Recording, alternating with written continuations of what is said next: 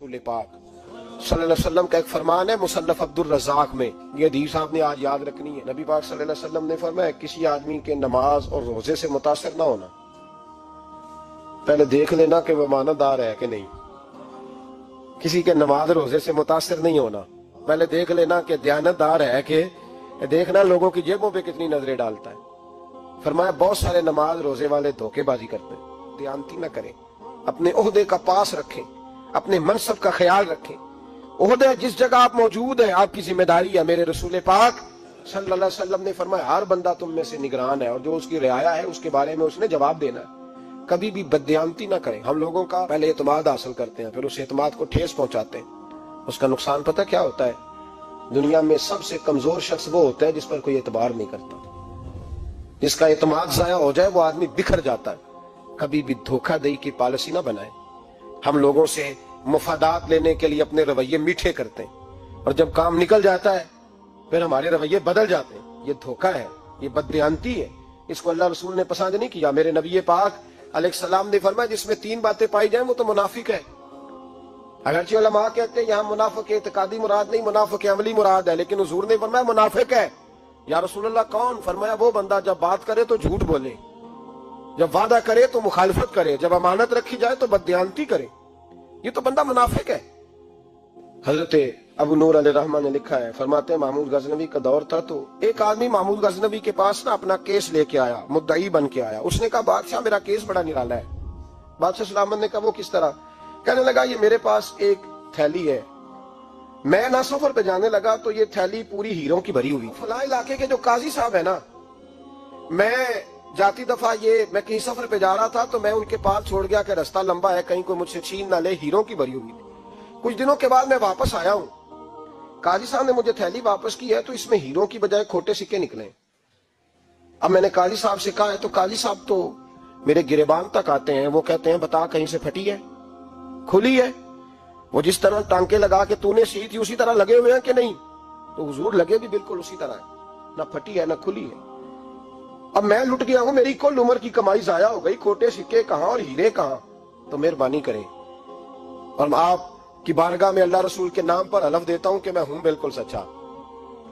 महमूद गजनवी कहने लगे तू जा, थैली छोड़ जा, और जब मैं तुझे बुलाऊंगा फिर दोबारा आना। वो शख्स चला गया। महमूद गजनवी उठे, दरबार बर्खास्त किया, लोगों से कहने लगे चले जाओ, मैं 3 दिन के लिए सैर करने जा रहा हूँ, 3 दिन के बाद लौटूंगा। अकेले जब रह गए ना महमूद दरबार में तो महबूब ने छुरी मंगाई।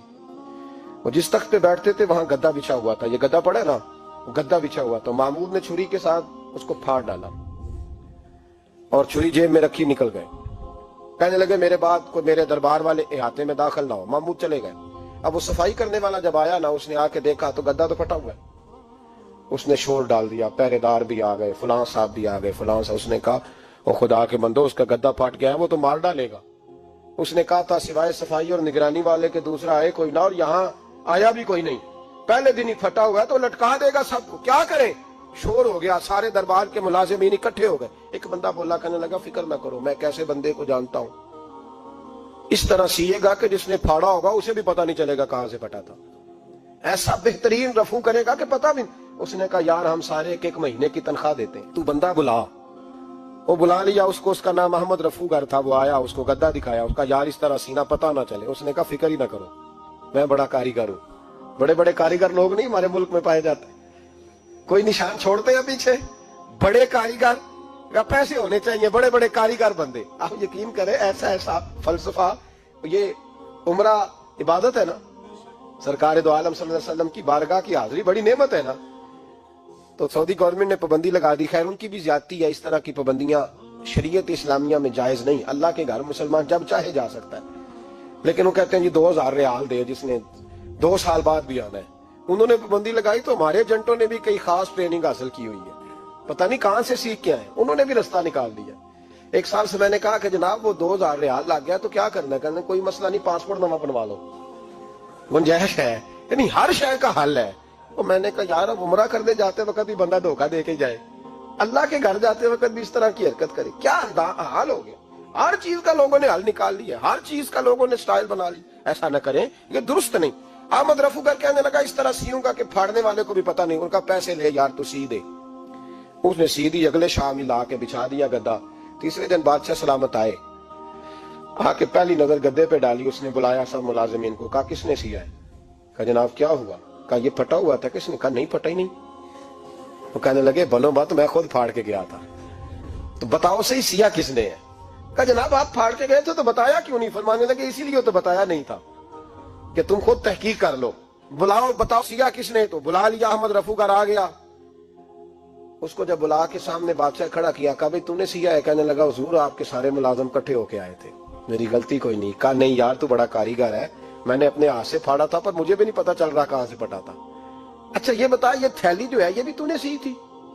उसने कहा जी आपके खादम का ही कारनामा है, वो फलाने इलाके के काजी साहब आए थे, इसमें से हीरे निकाल के तो खोटे सिक्के भरे थे, तो मुझे भी थोड़ा सा हिस्सा मिला था।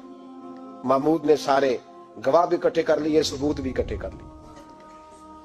फिर काजी को बुलाया, पहले सारे सबूत और गवाह केस हल कर लिया। फिर हमारे यहाँ ये हाल होता है कि मुदई 2-3 हफ्ते के बाद खुद ही हाथ बांध जाता है, कहता तुसी मेरी जान छो, मुजरम फड़ो भावे ना पड़ो। वो कहता है मुझे माफी दो, मैं रहा। जुल्म है ना, जुल्म ज्यादती है कि जो बेचारा इतने सवाल मुजरम से नहीं होते जितने मुदई से होते। आप यकीन करें इतने सवालात होते, बेचारा हफ जाता है। ये तरीका दुरुस्त तो नहीं है कि लुट गया और दूसरा तरह तरह के सवालों के जवाब देता फिर बेचारा। सारे सबूत इकट्ठे करके काजी साहब को बुलाया, तन्हाई में ले जाके महमूद गजनवी ने कहा काजी साहब आपसे गलती हो गई, गरीब आदमी था, वो लुट गया है, उसने तो बड़ी मुश्किल से कुछ हीरे जमा किए थे और उसकी कुल कायनात थी, तो आप उसका माल उसे दे दे बात का। तो काजी साहब कहने लगे आप मुझ पे इल्जाम लगा रहे हैं, सवाल ही नहीं पैदा होता। आप मेरी दाढ़ी देखें, आप मेरा एजाज देखें, दुनिया जानती है मैं इस। कहा काजी साहब इंसान भूल ही जाता है, बंदा भूल जाता है, गलती होगी। माल ने कहा नहीं सब। कहा मैं तन्हाई में पूछ रहा हूं, मैं उस वक्त पूछ रहा हूं जब दूसरा मौजूद कोई नहीं। आज तौबा कर ले, मैं कुछ नहीं कहूंगा, तू मेरी जुबान पे एतबार कर, तुझे पता है मैं जो कहता हूं उस पे अमल भी करता हूं, बाज आ जा। पर काजी ने कहा नहीं मेरी गलती कोई नहीं। महमूद ने फिर बड़े दरबार में बुला लिया। मजमा-ए-आम में मोहलत के दिनों में जो तौबा कर ले वो बच जाते हैं, लेकिन लोग रुस्वाइयों के दिनों में फिर वापस लौटते हैं अगला घर देख के, फिर हालात और तरह के हो चुके होते हैं। जब बड़े दरबार में काजी को बुलाया, भाई तू मानता है कि नहीं? उसने कहा नहीं। तो कहा बुलाओ अहमद रफूगर को। जब अहमद रफूगर आया तो बूढ़े काजी की टांगे कांपने लगी, जुमले टूटने लगे, लफ्ज जमीन पर गिरने लगे, बात सही नहीं होती, जुबान लड़खड़ाने लगी। महमूद कहने लगे काजी मैंने तुझे कहा था वहां मान जा बात, अब बड़े दरबार में बोल। तो जब काजी साहब की गर्दन खुद ब खुद झुक गई तो दुनिया समझ गई।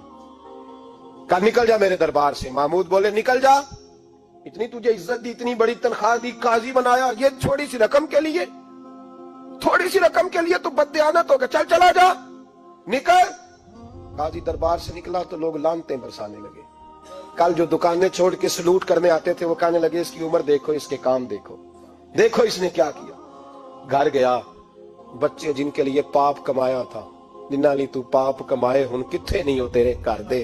वो बच्चे कहने लगे अब्बा जी हम तो स्कूल मदरसा जाने के काबिल नहीं रहे, उम्मीद थी कि बीवी साथ देगी। वो कहने लगी मैं मेके कैसे जाऊंगी, गली की औरतें तरह तरह की बातें बनाती हैं। और भाई कामयाबियों के बड़े सरबराह होते हैं, कोई कामयाब हो जाए तो सारे कहते हैं मेरी सपोर्ट से हुआ है। नाकामियां हमेशा यतीम होती हैं, नाकामियों का कोई सरबराह नहीं होता।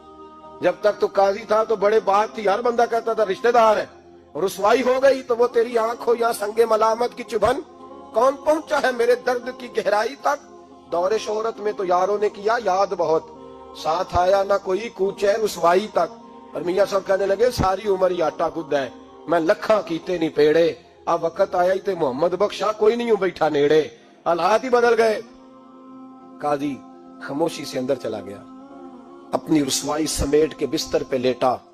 न रोटी की भूख लगी, न पानी की प्यास लगी, न नींद आई, सारी रात तड़पता रहा। सवेरे घर वालों ने दरवाजा खोला तो रूह परवास कर गई थी, दुनिया छोड़ गया। हजरत अबू नूर अलैहिर्रहमा बोले, फरमाने लगे याद रखो कभी बददियानती ना करना, कभी।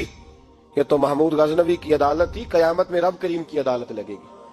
और फरमाया वहां तो गवाही देने वाला अहमद रफूगर था, कयामत में तो तुम्हारे अपने हाथ पैर गवाहियां देंगे, हमारा अपना वजूद गवाही देगा। और फरमाया यहाँ तो लानते दुनियादार बरसाते थे, वहां फरिश्ते होंगे। और काजी को तो मौत आ गई थी, कयामत में तो दोबारा मौत भी कोई नहीं आएगी, वहां तो रहना है और सहना है। बददियानती मुआशरे में, इतनी बददियानती हर जगह। उस اس معاشرے کا بھی کچھ بنے گا جہاں دوائی بھی خالص نہ ملے، جہاں دوائی میں بھی بددیانتی ہو، لوگ اپنے بچے کو آکسفورڈ یونیورسٹی میں پڑھانے کے لیے غریبوں کے بچوں کے رگوں میں جو دوائی اتارے وہ بھی 2 نمبر۔ اتنا بڑا بھی کوئی بددیانت معاشرہ ہوتا ہے کہ لوگ یہاں تک دھندا کریں، یہاں تک کہ لوگ لوگوں کی زندگیوں سے کھیل جائیں اور ہمیں احساس تک نہ ہو کہ کوئی مر جائے گا، کوئی ڈوب جائے گا، کیا بنے گا۔ اور جس نے وہ رجسٹر کی دوائی کی، اس نے 2-4 لاکھ روپیہ لیا اور اس نے یہ نہیں سوچا کتنے انسان میری وجہ سے مریں گے۔ قتل صرف یہ تو نہیں ہوتا گولی مار کے مار دینا، لوگوں کی زندگیوں سے لوگ کھیل جاتے ہیں، لوگ تباہی کر جاتے ہیں، لیکن بددیانتی سے باز نہیں آتے۔ میرے رسول پاک علیہ السلام کے غلاموں، نبی پاک صلی اللہ علیہ وسلم نے ذرا سی بددیانتی، اور صحابہ کا یہ مزاج تھا، اتنی سی بھی کبھی ان سے غلطی ہوتی تو تڑپ